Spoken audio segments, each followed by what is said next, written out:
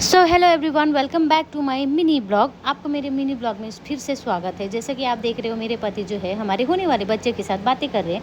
हालांकि मैंने उन्हें समझाया है कि आप चाहे जितना भी बात कर लो, अंदर से कोई आवाज़ नहीं आने वाली। तो उन्होंने कहा कोई ना, अंदर से आवाज़ नहीं आती तो क्या हुआ, मेरी बातें तो वो सुन रही है।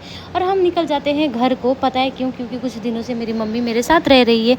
क्योंकि मैं अभी प्रेग्नेंट हूँ और मेरी मम्मी, मैं चाहती हूँ कि मेरे सारे प्रेगनेंसी में मेरी माँ मेरे साथ रहे। ठीक है, तो मम्मी को हम लोग घर पहुंचाने जा रहे हैं।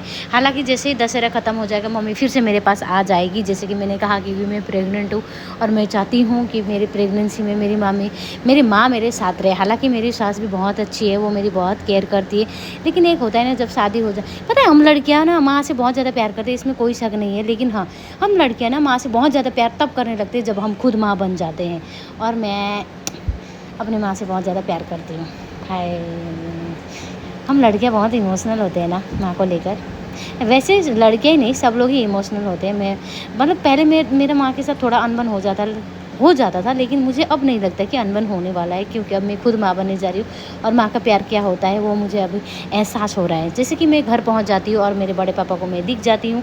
मेरे बड़े पापा भी आ रहे थे सामने से, हमने यहाँ पे हाई हेलो करा। बड़े पापा को मैंने कहा कि आ जाइए घर में, तो बड़े पापा ने अच्छा ठीक है कहा।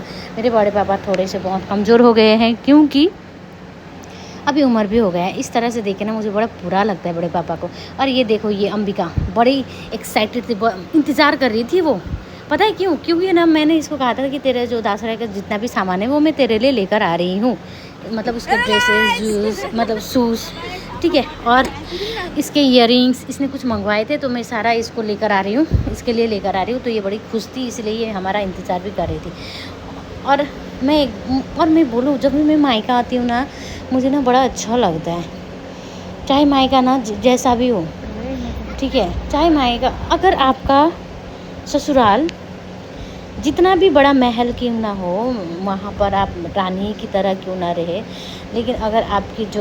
लेकिन आपका जो मायका है वो चाहे झोपड़ी ही क्यों ना हो, लेकिन उस झोपड़ी में जो सुकून मिलता है ना, वो महल में नहीं मिलता। और लड़कियों के लिए ना शादी के बाद ना पता चलता है कि एक्चुअली वो मायका घर नहीं होता, हम लड़कियों के लिए वो स्वर्ग होता है। जो हमें शादी के बाद एहसास होता है कि जिस घर में हम पले बढ़े हैं वो घर नहीं था, एक्चुअली वो स्वर्ग था। मेरा घर चाहे जैसा भी हो, यहाँ पे मुझे आके बड़ा सुकून मिलता है।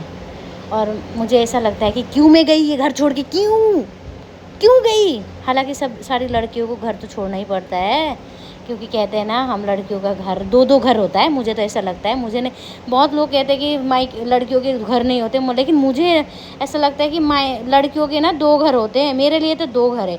सो गाइज, मेरा जो मिनी ब्लॉग है यहीं पे ख़त्म हो जाता है। आई होप कि आपको पसंद आया होगा मेरा मिनी ब्लॉग। अगर पसंद आता है तो मेरे चैनल को फॉलो करके जाइए। मिलते हैं नेक्स्ट ब्लॉग में। Bye bye, I love you all.